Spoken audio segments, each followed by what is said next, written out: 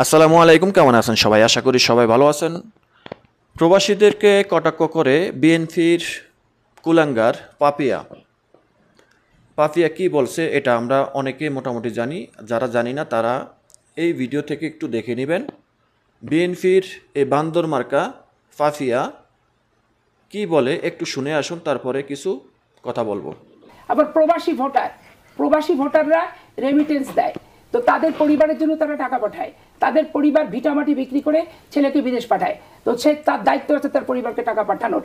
তার জন্য বাংলাদেশের রাজনীতিতে অংশ দিতে হবে, ভোটার বানাতে হবে। কে বলছে? বাংলাদেশের সুখ দুঃখ একটা নিরাপদ জায়গা থেকে তারা প্রতিবাদ করে। আমাদের মতো রং পানি থেকে, রিমান্ড থেকে, লোহার রড থেকে থেতলা করা আর পুলিশ পিটানি আর দিনের পর দিন 40 দিন 50 দিন থানা ও থানা করে বেঞ্চের উপর বসায় রেখে রিমান্ড কার্যকর করা, এগুলো কি প্রবাসী ভোটাররা? আশা করি বুঝতে পেরেছেন। এই বিএনপির কুলাঙ্গার পাপিয়া প্রবাসীদেরকে নিয়ে এই ধরনের কটাক্ষ ভোটের অংশ তার হতে যাবে কেন? আমরা প্রবাসীরা বাংলাদেশের জন্য কি করছি, কি করি, কি করতে পারি, কি করতে পারি না, এটা সারা বিশ্ব জানে। রেমিটেন্স সারা বাংলাদেশ অচল, এটা সারা পৃথিবী জানে। এই কুলাঙ্গার পাপিয়া প্রবাসীদেরকে নিয়ে যে ধরনের কটাক্ষ করে কথা বলছে, এর বিরুদ্ধে কি ধরনের আওয়াজ তোলা উচিত?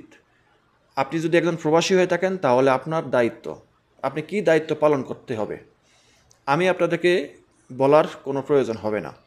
যদি আপনি একজন প্রকৃতভাবে প্রবাসী হয়ে থাকেন, আপনার একটা টাকা যদি বাংলাদেশে রেমিটেন্স আকারে পাঠিয়ে থাকেন তাহলে অবশ্যই আপনার কষ্ট লাগবে। আর যদি আপনি হুন্ডিতে পাঠিয়ে থাকেন তাহলে আপনার কোনো কষ্ট লাগার কথা না। আমি অনেক কিছু বলতে চাই, কিন্তু অনেক কিছু বলা সম্ভব হচ্ছে না, কারণ এখানে ভায়োলেশন আসার সম্ভাবনা থাকে। তো আমি যেটা না বললেই নয়, দেখেন এই যে পাপিয়া, ওর চেহারার দিকে আপনারা একটু তাকাইছেন? চেহারা আল্লাহ তাআলা দেয়, আল্লাহ তাআলার ইচ্ছায়। কাকে সুন্দর করবে, কাকে অসুন্দর করবে, সেটা আল্লাহর ইচ্ছা। সবাই সুন্দর, কিন্তু এই যে এই মহিলার চেহারার দিকে দেখছেন? এই মহিলার চেহারা আমার কাছে কীরকম লাগে জানেন? একটা বুড়া বান্দরের পিছনের যে সাইজ, সেই সাইজটা এই পাপিয়ার মুখের ফেজের সাইজ অনেক সুন্দর, অনেকাংশে সুন্দর। একটা বুড়া বান্দরের পিছনের সাইড, একটা বুড়া কুত্তা, যে কুত্তাটা প্রায় 10 বছর ধরে বাচ্চা দিয়ে আইছে, বাচ্চা দিতে দিতে তার পিছনের সাইজ নষ্ট হয়ে গেছে। ওই কুত্তাটার পিছনের সাইজটাও এই মহিলার চেয়ে অনেক সুন্দর। এই মহিলা একটা বুড়া কুত্তার চেয়ে অনেক জঘন্য। এই মহিলা একটা বুড়া বান্দরের পিছনের সাইজের থেকেও অনেক জঘন্য। এই মহিলার মানসিক চিকিৎসা করতে হবে। এই মহিলার মানসিক সমস্যা হয়ে গেছে, পাশাপাশি এই মহিলার যৌন রোগে ধরছে। আমরা জানি যে যৌন রোগে ধরলে নাকি এই ধরনের মহিলাদের, এই বয়সের মহিলাদের চাহিদা বাড়ে, আকাঙ্ক্ষা বাড়ে। যদি সেটা না মিটাতে পারে তাহলে মুখে উল্টাপাল্টা কথা বলে।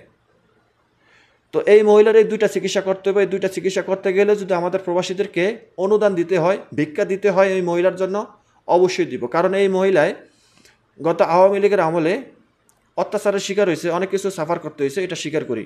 কিন্তু সেই সাফারের ঠেলায় এই মহিলার সব কিছু শেষ হয়ে গেছে। এই মহিলার পেটে অনেক ক্ষুধা।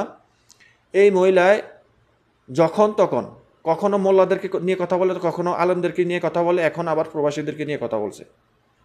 এই মহিলার প্রধান সমস্যা হয়েছে, এই মহিলার বয়স অনুযায়ী মহিলার চাহিদা বেড়ে গেছে।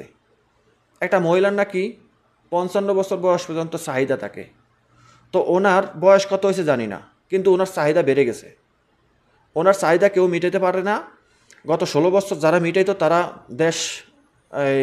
দেশ থেকে পালিয়ে গেছে। এখন ওনার চাহিদা মিটানোর কোনো কেউ নাই। উনি চাহিদা মিটাইতে চাইতেছে। তো ওনার চাহিদা তো কেউ মিটাইতে পারবো না, কারণ এই বুড়া বান্দরের চাহিদা কেউ মিটাইতে পারবো না। মহাসাগরে কেউ ডুব দিবে না। এই বুড়া বান্দরের চিকিৎসা করতে হইব, যৌন চিকিৎসা করতে হবে এবং মানসিক চিকিৎসা করতে হইব। এই ধরনের কুলাঙ্গারদের জন্য বিএনপির মতন একটা দল, একটা জনপ্রিয়, একটা বিশাল বড় দল, তাদের মান সম্মান মাটির সাথে মিশে যাচ্ছে। খালেদা জিয়ার মতন একজন ব্যক্তির, শহীদ জিয়ার মতন একজন ব্যক্তির, তারেক জিয়ার মতন একজন ব্যক্তির মান সম্মান নষ্ট করতেছে এই কুলাঙ্গাররা।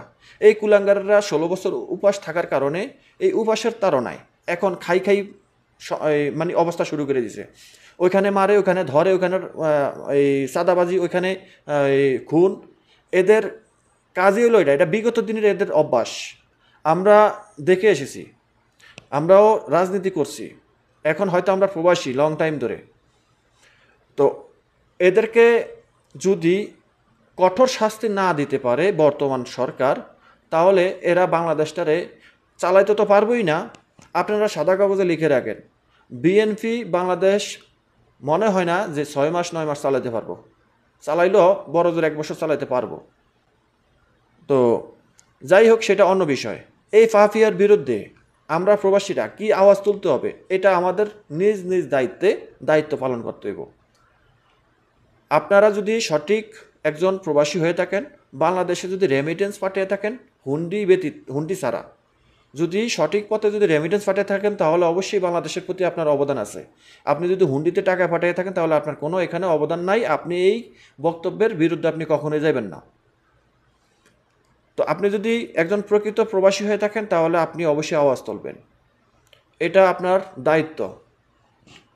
তো এই ভিডিওটা অবশ্যই শেয়ার করে দিবেন, চ্যানেলটি সাবস্ক্রাইব করে রাখবেন, ভিডিওটা অবশ্যই বেশি বেশি করে শেয়ার করে দিবেন। সবাই ভালো থাকবেন, আল্লাহ হাফিজ।